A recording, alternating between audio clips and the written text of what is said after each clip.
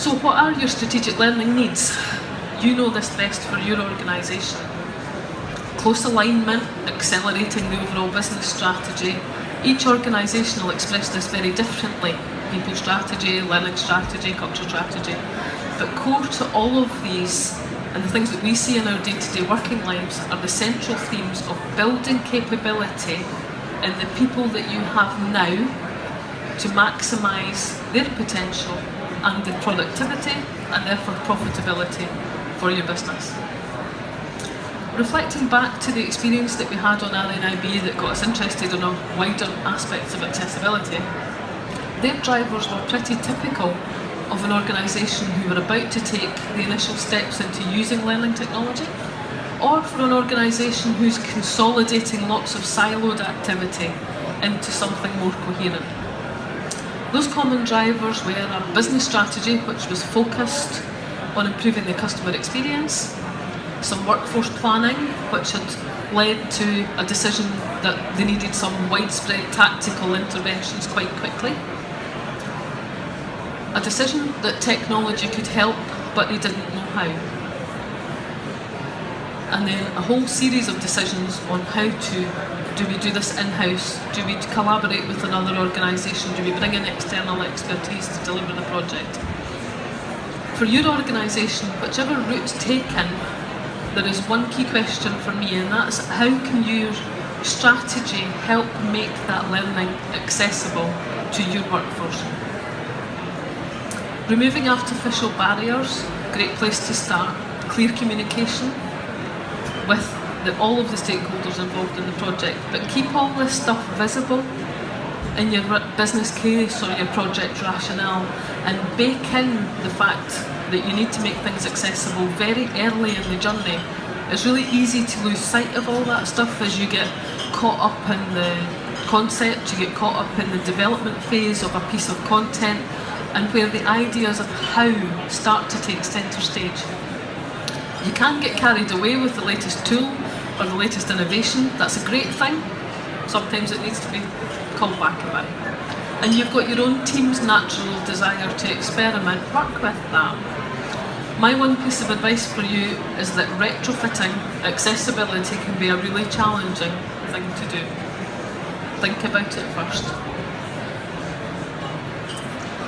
We consider all different kinds of abilities and disabilities relating to sight loss, mobility and hearing when we design for accessibility. But there are two things that are not often taken into consideration, and I'd just like to highlight these to you today, as they're sometimes overlooked in all the great ideas churn. First of all, don't assume that you know what your learners' digital skills look like. We've all got these devices in hand. You know, we're very lucky in this industry. We're technologically adept people who are using technology for learning. But this graph here shows some recent statistics for the UK workforce.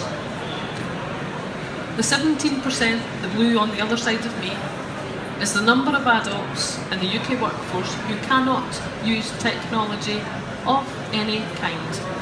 They don't have a laptop, they don't have a tough book, they don't have a mobile phone.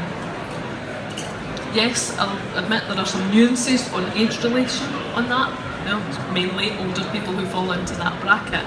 But when you think of that, it's almost 20% of the population. And if you're asking them to do something online for the first time, how are you going to make that journey as smooth as possible? Moving through the stats, the 14%, top right at 1 o'clock, these are people who can perform very simple tasks that they've been taught how to perform. So things like opening, reading and deleting an email. And please, only one thing at a time. Don't give me 5 open screens or 2 screens on my desktop. I consider myself to be in the 34% of the kind of bottom there. These are people who can use multiple applications at once. They can have their calendar on one screen and the work that they're working on the other screen, and then they can multitask and they can pick up a device. And they can use some advanced features. The 29%, and again there is some age-related skewing in this, are those who are digitally adept. They can use many more devices, they understand how they work, they've been brought up with ICT as part of their everyday life. The little 6% across the top are our champions, those people with enhanced skills, those people who can design for the web, who can build content, who can code in the background and do all of these things. So think about what your workforce looks like and do some research and find out what their skills actually are. Whilst I was looking at all this statistical stuff, I did have a thought about the prevalence of what we call disability, and I'm wondering if there's such a thing as digital disability.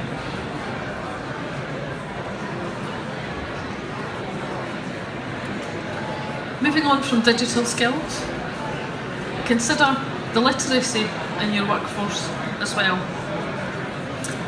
The most recent stats for the UK I could find on this were from a government survey in 2011.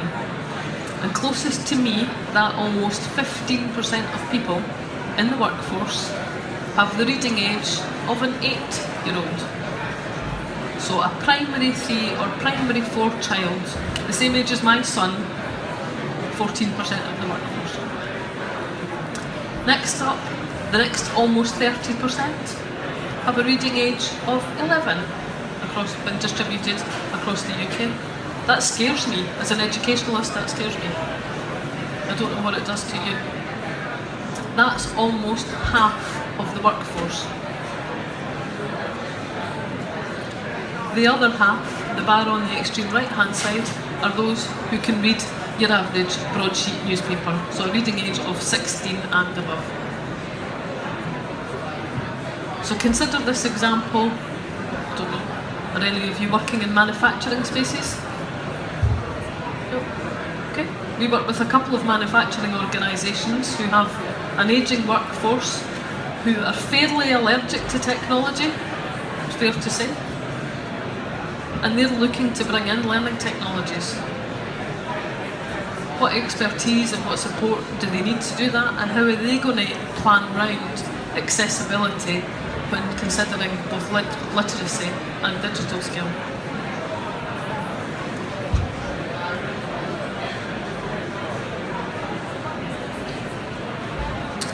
The next thing for us to consider is how do you create more accessible learning experiences for your people in your organisation. I've got a whole list of hints and tips here, just things for you to consider. If you take away one or two of them, my mission's accomplished. Know that the various standards and guidelines out there are there to support you and support your project. Think about accessibility from the beginning of the learner's or candidate's journey. Get it right for your organisation. There's no point in having fabulously accessible content if the journey to get there, logging into the internet and finding the learning management system and logging into that and finding the content is not accessible. Think about that whole piece. Cater for the needs of many learners, but all different. Plan for accessibility. If you have to, make a checklist and have that as the front of your project. Influence where you can. You know, it's great if you've got a subject matter expert who's got all this technical knowledge inside their head and they want to not normally fit their life of experience into a 1 hour piece of content with 30 slides. But think about that. Think about how you can influence that type of individual who's closely connected. Keep the language really simple where you can. Think about that 44% of people. Design tip, if you're building something.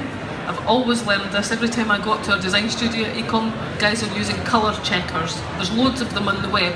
Make sure you've got a good contrast between what you're trying to tell people and the background that it's on. Use a build tool that helps you with that process. Shameless plug over to the eCom stand over there. Provide signposts for your learners, and please do, if you take one thing away from this session today, remember that you're not the person who's doing this piece of learning. What's absolutely obvious to you might not be obvious to someone who has different skills and different abilities. capabilities.